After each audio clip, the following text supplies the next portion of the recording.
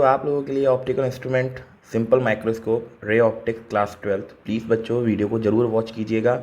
आप लोग के पक्का मैं वादा करता हूँ आप लोग के वीडियो 101% समझ आएगी। आप लोग बस एक बार देखा करो वीडियो को, अगर ना समझ आए ना तो डिसलाइक करके छोड़ देना। और बताओ आप लोग बस एक बार वीडियो को अच्छे से वॉच किया करो, अच्छे से देखा करो, ताकि वीडियो आप लोग जो है वो अच्छे से समझ आ जाए। एक दो बार वीडियो को आप लोग देखोगे, वॉच करोगे, आपके 101% समझ आएगा, क्योंकि मैं इजी मेथड से कराने की कोशिश करता हूँ ताकि आप लोग का स्कोर भी अच्छा रहे और आप लोग को जल्दी समझ भी आ जाए। ठीक है जी, तो चलिए शुरू करते हैं बच्चों। तो सबसे पहली चीज़ ray optics optical instrument simple microscope आज स्टार्ट करते हैं। एक्चुअल बच्चे देखो सिंपल माइक्रोस्कोप क्या है। सिंपल माइक्रोस्कोप को हम दूसरी भाषा में मैग्नीफाइंग ग्लास भी कहते हैं बच्चा। It is also called magnifying glass. ठीक है, एक्चुअल बच्चा इसका काम क्या होता है मैं आपको बताता हूँ। मैग्नीफाइंग ग्लास का एक काम होता है कि छोटी वेरी माइन्यूट पार्टिकल को या वेरी माइन्यूट वर्ड्स को, बहुत छोटे वर्ड जो होते हैं वेरी माइन्यूट वर्ड्स, उनको बहुत ज़्यादा बड़ा करके दिखाना, लार्ज करके दिखाना है ना, उनको मैक्सिमाइज करना उन वर्ड्स को। जैसे हम लोग छोटे क्लास में थे जब ज्योमेट्री बॉक्स वगैरह लेते थे तो इस तरीके का एक वो आता था ग्लास, इसमें एक शीशा लगा होता था, है ना, इसमें ग्लास लगा होता था, याद करो आप लोग। तो इसमें जो ग्लास लगा होता था यहाँ से हम लोग इसको पकड़ते थे, ग्रिप बनाते थे और वर्ड्स को देखते थे, डिक्शनरी वगैरह के छोटे वर्ड्स को देखते थे तो वो हमको बड़े दिखाई देते थे, है ना। तो ऐसे माइक्रोस्कोप को हम लोग क्या बोलते हैं, सिंपल माइक्रोस्कोप, क्योंकि विच इज़ वेरी ईजी, बहुत ईजी है, कोई इतना कॉम्प्लेक्स नहीं है। आराम से समझोगे, आराम से समझ आएगा, कोई दिक्कत की बात नहीं है। हाँ, थोड़ा सा लेंथी जरूर हो जाता है क्योंकि चीज़ें समझानी पड़ती हैं, चीज़ें बतानी पड़ती हैं, बट आई होप क्लियर पक्का हो जाएगा। सबसे पहले इसका रे डायग्राम आता है बाबू। सबसे पहले हम आपको इसका रे डायग्राम बनाना सिखाते हैं। आप वीडियो को वॉच करो, आपको पक्का समझ आएगा, बस देखो अच्छे से। रे डायग्राम देखो, रे डायग्राम में क्या करते हैं। सबसे पहली चीज़, थोड़ा सा मैं इसको बड़ा कर लूँ ज़रा, ठीक है। सबसे पहली चीज़ बच्चों देखिएगा, रे डायग्राम में हमको एक कॉन्वेक्स लेंस चाहिए। This is the convex lens, ठीक है। ये कॉन्वेक्स लेंस हो गया। ये मेरे बच्चे हमारे पास प्रिंसिपल एक्सिस हो गई, ठीक है, ये प्रिंसिपल एक्सिस हो गई। ये इसका सेंटर पार्ट हो गया विच इज़ सी, और ये इसका फोकस। आपको पता है इसके बाद डबल फोकस होता है, बड़े ध्यान से इस चीज़ को ध्यान रखिएगा। इधर बेटा जी एफ डैश हो जाएगा, इधर बच्चा जी एफ डैश हो जाएगा, ठीक है, बहुत ईजी है।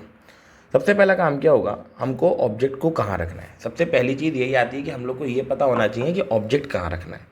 तो मैं बताता हूँ आपको, सिंपल माइक्रोस्कोप के अंदर आप लोग को दो केस पढ़ने, हालांकि तीनों माइक्रोस्कोप में आपको दो केस पढ़ने, बट फिर भी आपको याद रखना है।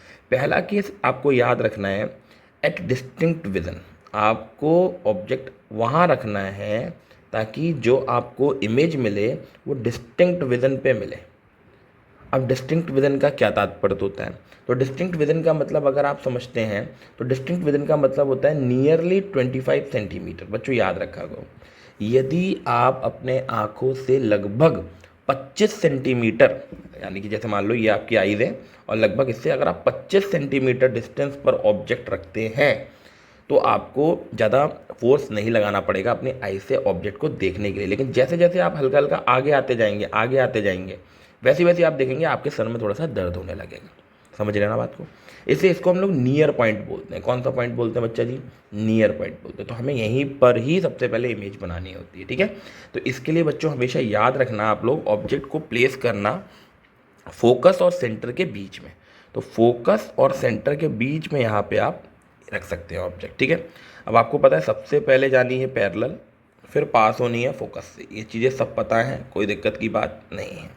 अगली रेज आनी है सेंटर से, आपको पता ही है ये सेंटर से जाएगी और सेंटर से जाके लाइट जो है वो इधर को फैल जाएगी। तो आप कहीं देखेंगे एक चीज़ कि जो इमेज है आपकी वो कहीं यहाँ पे आपको दिखाई देगी, ये और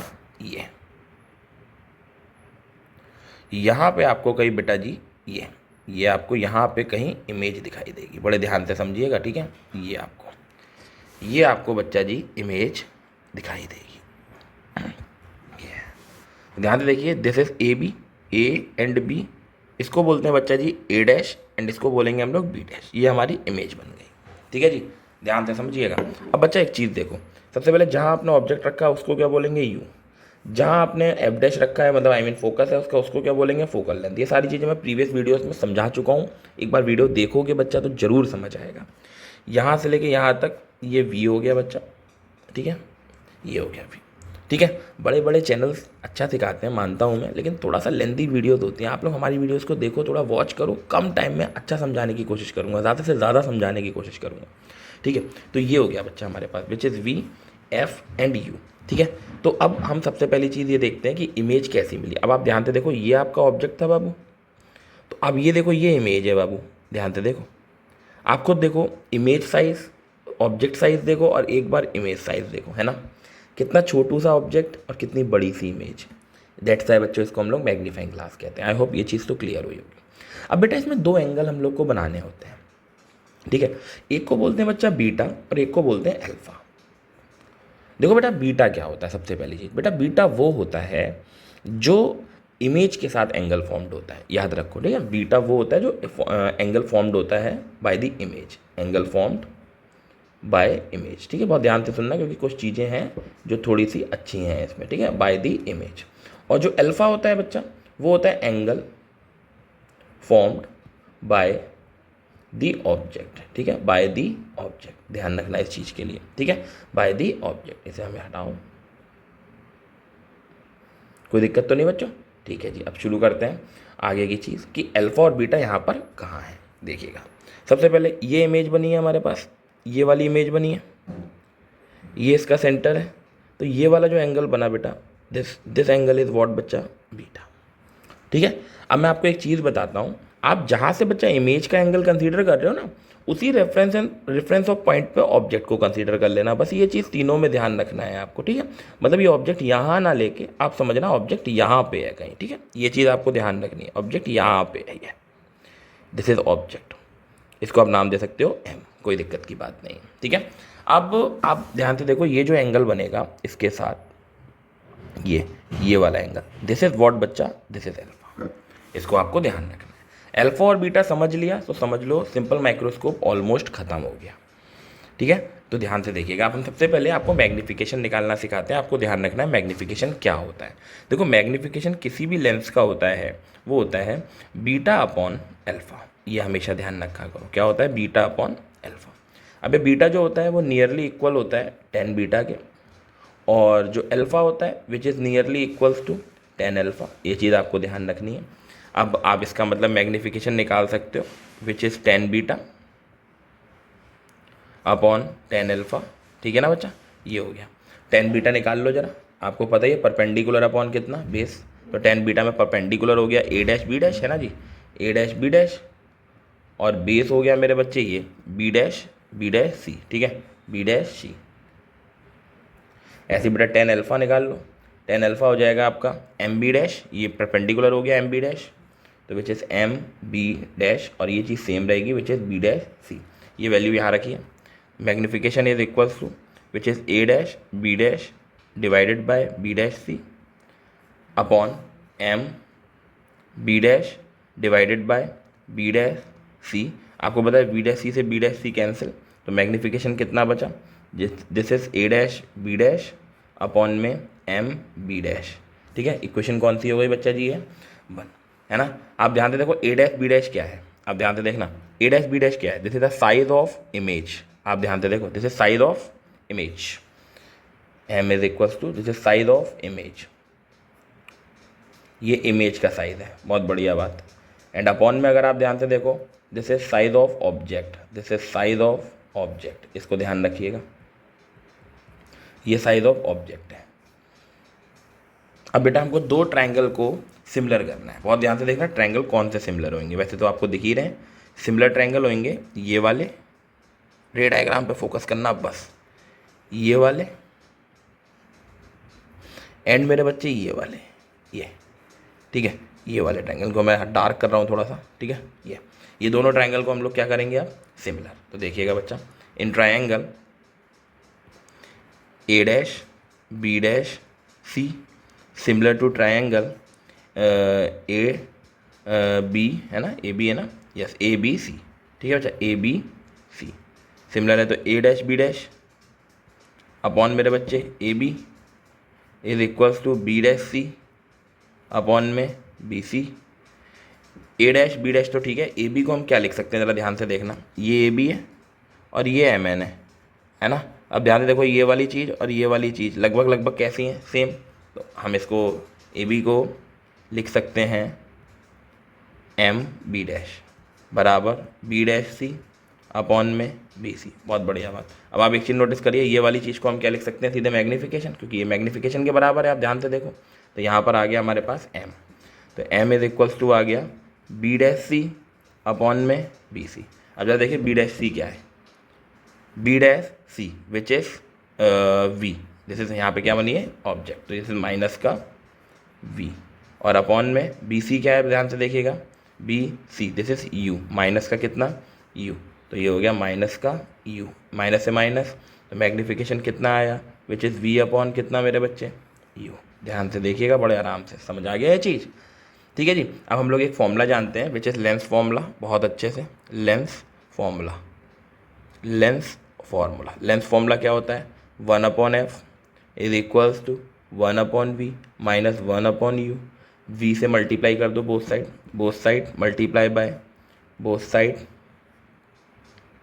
मल्टीप्लाई बाय v, तो देखो क्या होगा v/f, v/v minus v/u, v/u की जगह हम लोग क्या रख सकते हैं बच्चा, m रख सकते हैं ना, v/f, v से v क्या हो गया कैंसिल, ये 1 माइनस इसकी जगह क्या रख सकते हैं m, ये इधर लेकर आओ बच्चा, m इधर लेकर आओ, 1 ये इधर लेकर के आओ, माइनस का v/f, ये आया हमारे पास क्या बच्चा जी मैग्नीफिकेशन। हमको कहाँ चाहिए था, एट डिस्टिंक्ट विजन पर, कहाँ चाहिए बेटा इमेज, डिस्टिंक्ट विजन पर। डिस्टिंक्ट विजन हमारा क्या होता है बच्चा पता है, डिस्टिंक्ट विजन होता है v is equals to minus D का मतलब कि ये जो इमेज बनी है बच्चा यहाँ, ये जो इमेज बन रही है यहाँ पर, ये कहाँ बन रही है, एट डी पर बन रही है, कहाँ बन रही है डी पर, डी मतलब डिस्टिंक्ट विजन पर, ठीक है 25 सेंटीमीटर पर, तो यानी कि हम इसकी जगह माइनस डी रख सकते हैं, दिस इज़ 1 माइनस का डी अपॉन में कितना एफ, तो m is equals to 1 minus minus plus D और अपॉन कितना f। ये लीजिए बच्चा जी, ये हमारी जो इमेज बन के तैयार हुई है ये कहाँ बनी, आप समझ गए होंगे, इसको हम लोग बोलते हैं डिस्टिंक्ट विजन पर। ये हमेशा ध्यान रखिएगा, एट नियर पॉइंट, कौन सा पॉइंट, नियर पॉइंट, बहुत अच्छे से दिमाग में डाल के चलना है, ये डेरिवेशन इंपॉर्टेंट हैं, इनसे न्यूमेरिकल पक्का आते हैं। ठीक है, आई होप ये कॉन्सेप्ट क्लियर हुआ होगा। एक बार वीडियो को अच्छे से देखिएगा, देखो वीडियो देखने से ही आपके कॉन्सेप्ट क्लियर होंगे, आप जितनी बार वीडियो देखोगे, जितना बार रे डायग्राम बनाने की कोशिश करोगे, कॉन्सेप्ट आपके क्रिस्टल क्लियर हो जाएंगे बिल्कुल। ठीक है, अब बेटा हम लोग को दूसरा केस करना है एट इन्फिनिटी पर। ठीक है, एट कहाँ, इन्फिनिटी पर, मतलब अब हमें इमेज चाहिए एट इन्फिनिटी। बस इसका रे डायग्राम देख लो, बाकी कोई ऐसा खास नहीं है, 2 मिनट में खत्म है। सबसे पहली चीज़ मेरा बच्चा जी वो होता है हमारे पास, क्या होता है एट इन्फिनिटी का रे डायग्राम, यानी कि ये हमारे पास क्या हो गया, अरे बहुत गंदा बन गया। ठीक है, देखना बेटा, ये हमारे पास क्या होता है कॉन्वेक्स लेंस, ये हमारे पास क्या होगा इसकी प्रिंसिपल एक्सिस, ये बच्चा हमारे पास centre, this is focus, this is double focus, this is F dash and this is 2f dash. हमने कहाँ रख देना है ऑब्जेक्ट पता है, हमने ऑब्जेक्ट रख देना है फोकस पर। कहाँ रख देना है बच्चा, फोकस पर। जैसे बच्चा आप फोकस पे ऑब्जेक्ट को रखोगे, आप देखोगे ये लाइट गई, ये गई, जैसे आप इसको यहाँ से पास कराओगे, आप देखो ये कहीं जाएगी, कहाँ, एट इन्फिनिटी। कहाँ जा रही है बच्चा, ये एट इन्फिनिटी। ठीक है ना, यानी कि यहाँ से लेके यहाँ पे जो आपको ये v मिलेगा, ये क्या मिलेगा जरा बताओ आप लोग, इन्फिनिटी। यहाँ आपने क्या रखा है u, यहाँ पे आपका क्या होना है फोकस, कोई दिक्कत तो नहीं। m बराबर हम लोग जानते हैं कितना होता है v/u, बहुत अच्छे से अभी हम लोगों ने प्रूफ कर रखा है। लेंथ फॉर्मूला क्या होता है सब लोग बताओ, 1/f is equals to 1/v minus का 1/u, v की जगह कितना है यहाँ पर मेरे बच्चे, इन्फिनिटी, इन्फिनिटी रखो, 1/f इज इक्वल्स टू क्या हो जाएगा 1/इन्फिनिटी माइनस 1/u, इसकी वैल्यू कितनी हो गई 0, बहुत बढ़िया बात। तो 1/f इज इक्वल्स टू कितना बचा, माइनस का 1/u, बोथ साइड v से मल्टीप्लाई, तो v/ कितना हो गया f माइनस का v/ कितना हो गया u, बहुत बढ़िया बात। v/u की जगह हम लोग क्या रख सकते हैं, v/u की जगह रख सकते हैं हम लोग m। ये बेटा यहाँ पे माइनस चल जाओ, तो m is equals to minus का v अपॉन कितना f। आपको पता है अगर v को आप डिस्टिंक्ट विजन पे करना चाहो तो इसकी जगह हम क्या रख सकते हैं, माइनस डी। तो क्या हो जाएगा, m is equals to minus minus plus D और अपॉन में कितना, दिस इज़ द मैग्नीफिकेशन। कब के लिए बच्चा जी ज़रा बताइए, जब आप एट इन्फिनिटी पर उसको निकालेंगे। आई होप कॉन्सेप्ट क्लियर हुआ होगा, और कॉन्सेप्ट अगर क्लियर हुआ हो तो ज़रूर अपने फ्रेंड सर्कल में वीडियो शेयर कीजिएगा। रिक्वेस्ट है मेरी, सब्सक्राइब, शेयर, कमेंट, जैसा भी कमेंट आपका करने का मन हो प्लीज़ कीजिएगा। Thank you so much guys, support कीजिए, थोड़ा सा सपोर्ट करेंगे आप लोग तो अच्छा लगेगा, मोटिवेशन मिलेगा, और भी अच्छे अच्छे लेक्चर बनाने की कोशिश करूँगा। Thank you so much guys.